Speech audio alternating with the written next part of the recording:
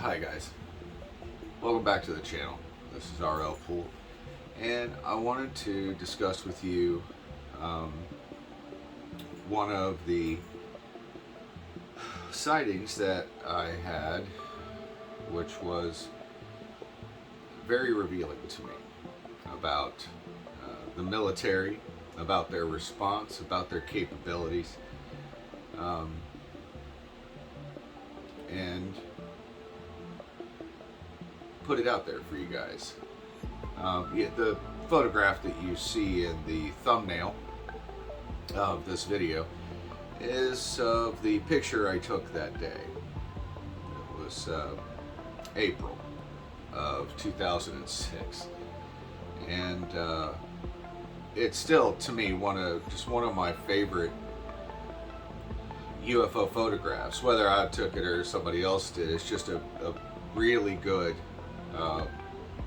kind of once in a lifetime photograph.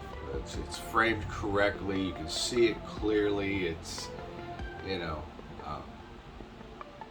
a very good picture. It happened in April of 2006, and my son and I were in the backyard on his spring break from school, and one of his favorite things was to play wiffle ball. And so that's what we were doing. We were playing wiffle ball in the backyard. And just an ordinary day. And where we lived, and you have to kind of picture this, is where the way that the photograph is facing is the air traffic lane. I mean, we lived literally like as close to the base as you could get without actually being on it. And so it was very common all day, every day. Airplanes leave and airplanes come back, and you see them do it the same way every day, all the time. And we would actually play the game where we would identify the planes. We got so good. I'm like, oh, that's a C-130. Oh, that's a, And so we were back there playing wiffle ball. I'm pitching him the ball, and I can see I'm facing that way, and he's, if you look in the picture, there's like a little outbuilding there, and it's got a square with an X in it. That was his little strike zone at the time, and so that's how I would aim the ball. I would try to pitch it right, right in the sweet spot there. And so we're playing, and we see airplanes come and go every day. Nobody pays any attention, but on this particular day, something did get my attention, and I'm pitching him the ball, and we're playing and having a good time, and I see something out of the corner of my eye, but I don't pay any attention because, well, we live right next to an Air Force base. Seeing something flying in the air isn't a big deal to us, except for the fact of it wasn't flying. And that's what caught my attention, because when you watch airplanes come and go all day long, well, you get a sense of the speed that it takes one to move across the sky or to move out of sight. Nothing stays still. And that's what my brain had caught was the thing I saw out of the corner of my eye. It wasn't moving in the way that I had, predicted that it would based on all of the other conventional objects I've seen. And I look, and it's just steady as a rock, hovering.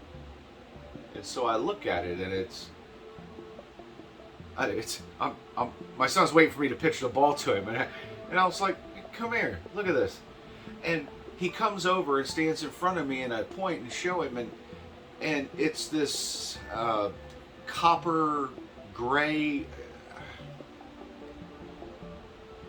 Grayish copper. I know that isn't a color, but I have to tell you it's the only way I know how to describe what the metal of this craft looked like. It looked like grayish, copperish, really deeply scratched metal, and it's bright, and I can tell that it's tumbling. It appears to be tumbling. Like if it's long ways, it appears to be tumbling like this, and it has some high points on it because we can see it glinting the sunlight off of it as it stays stationary in the sky. And I told my son, I said, stay right here. Don't go anywhere. I'm going to run in the house and get my camera. I said, watch it. Make sure if it moves, tell me where it went. So I run in the house and I grab my 3.2 megapixel camera off of the mantle in the living room, which I kept there for purposes like this, and ran out into the backyard. And I turned the camera on. I'm like, good job, buddy. And I turned the camera on, and I'm waiting for it to boot up. And as I'm waiting for the camera to boot up, just in the amount of time it took me to go in the house, which is 50 feet, go in the house, grab the camera, run back out, and hit the button on the camera, these two jets from right pad, I mean, blow by so low and so fast that my son and I both jumped. We were startled by just absolutely how fast and low. They literally looked like they came from behind the houses in front of us. They were so low. And so I'm waiting for the camera, and it finally boots up, and I aim it. And as I do, these two jets fly by. And when they fly by, they're like this. They're like cover formation, right? Like this. There's one lead and one on the right that is slightly behind. And as they move together, the lead plane does this. He flies and he tips the belly of the craft of his airplane toward the craft, and then flattens back out, and they take off. When this happens, the UFO that was this grayish, copperish, deeply scratched metal, all of a sudden, hovering horizontal in place, all of a sudden glows bright white. Almost like shields up.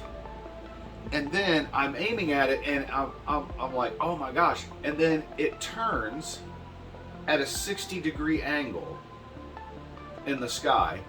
And as it does, I click the picture, because I'm like, something's getting ready to happen. It may not hang around. And I take the picture of it. And as soon as I take the picture of it, my camera dies. And when I take the picture of it, it's at a 60-degree angle, and then it just gone. I could tell that it went that away, but it was at such speed that you didn't see it really leave. It didn't leave a trail. There was no noise. There was no type of propulsion that seemed to be keeping it in the air. It wasn't like a helicopter. It didn't behave in any conventional manner. And these two jets were sent from Wright Pat Air Force Base apparently to intercept this thing, because, and I knew why, because it was hovering right in the air traffic lane. I mean, it was going to cause problems. So this thing, gone. Just literally in the blink of an eye, gone. My camera's dead. So we stand out there in the backyard and we watch for a while to see what happens. And what happened was this thing just ran them around.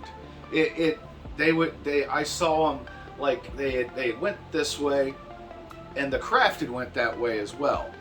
And so we're watching and we're like, did you see where it went? And he's like, I didn't know. And I was like, yeah, me either. So we're waiting and watching, and I could hear the jets. I can hear them, and they're screaming like they are full throttle, full out, trying to catch this thing. And I see it later, and it's coming back this way now. And it's way higher now. Like way higher. I can still see it, and I can still see that long white cigar shape. And it's moving like, it's a long way, it's moving like this.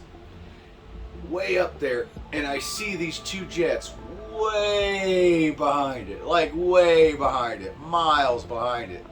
And this thing just keeps going higher and higher and gone. And these jets are just standing around now. Nothing to do. It got severely outclassed these jets, these pilots who are from Wright Pat. These are some of the best in the world, not just in the country, in the world. And the planes, the jets they sent looked like F-16s to me. Like I said, we watched a lot of planes come and go, and what I identified was it looked like a fully loaded F-16 Tomcat, 2 of them, and they were not playing around. They were tearing after this thing because I think they felt like they were putting lives in danger by this craft being in the area it was. It was specifically directly in the middle of the, even I knew was the air traffic lane for planes landing and taking off at Wright Pat. And in fact, the way that they approached the plane, they didn't even come like in the lane that we usually see planes take off on. They were very much closer to us and very much lower to the ground. And this indicates to me that they knew that that air traffic lane needed to be protected. And so that's what they were doing. And they did their job. They got it out of there. They made that craft aware of their presence. And I think when he was tipping his belly toward him, he was also making clear their intentions. I don't know pilots speak with an airplane, but I'm pretty sure that when you turn the belly of your craft toward an object and show them your missiles, I think that's a pretty clear indicator of what their intentions are.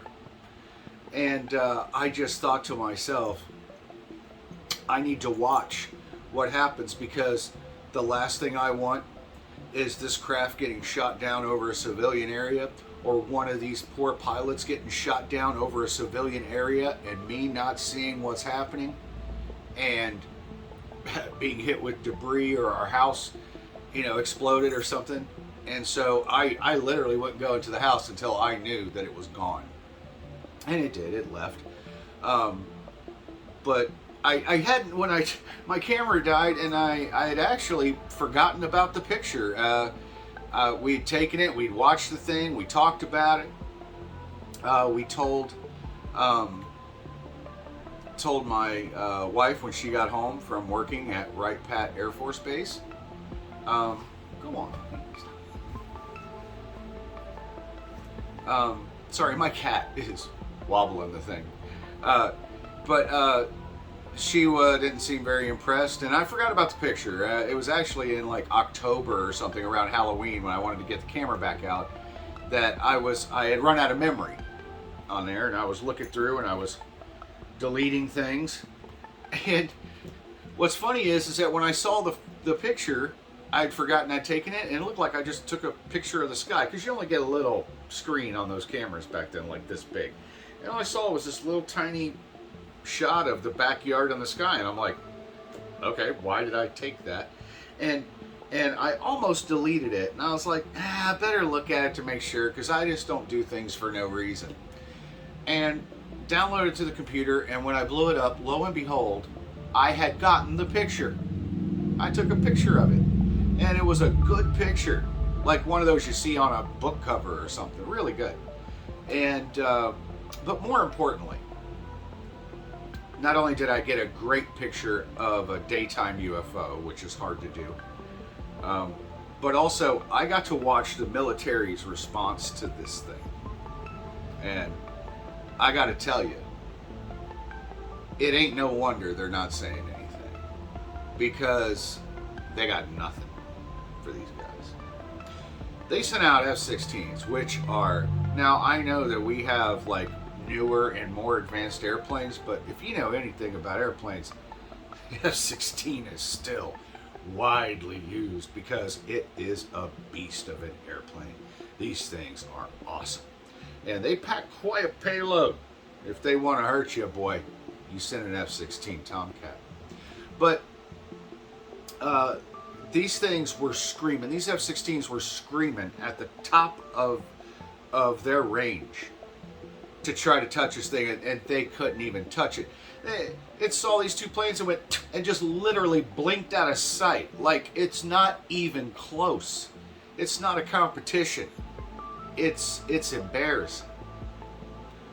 But also, it's frightening to know that I lived right next to one of the most powerful Air Force bases in the country. Watched them try to intercept a UFO, and they were like babies compared to this thing. There was no chance of them catching it, of them shooting it down, of there being anything. And this thing, this craft, had infiltrated our airspace, was blocking an air traffic lane, and was doing so with absolute impunity. Now, it's funny to me how these guys talk about national security when UFOs are threatening our national security. You telling us about it isn't a threat to national security. What these craft are doing, what these beings are doing, is the threat to our national security. Us knowing about it doesn't change that. And but I saw just how absolutely helpless and out of our league that we really are. And so I wanted to talk about that, and I wanted to describe the experience and the sighting itself, the circumstances, the context, all those little layers that, make things more understandable than just a simple photograph. Because I think that is one of the things that are really missing when it comes to the art of studying UFO sightings and experiences. Is we need to talk to people more and get their context, and not just say, we need evidence. Well, yes, we need evidence, but we need context, and we need backstory, and we need to frame that evidence in the proper and most truthful way for it to be of any real consequence to us. Because people might say, oh, it looks like a fuzzy, skinny cloud. Yeah, it does look like that. But let me tell you everything that happened around that, and now that picture makes a lot of sense, doesn't it? So we have a government who says, we can't tell you about UFOs, and we can't tell you why we can't tell you. No, I'm sorry. What? You're not my mommy after I ask where babies come from. We're adults here.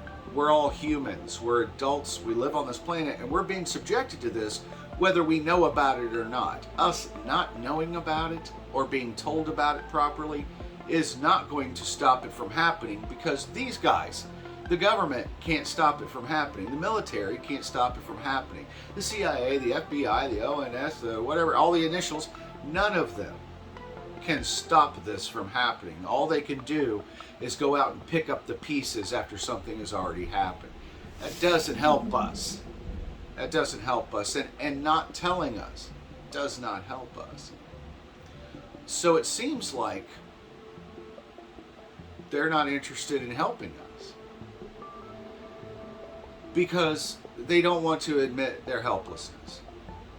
And while that is an understandable and relatable feeling, it is one that I have also shared by having these feelings of helplessness and powerlessness over being abducted,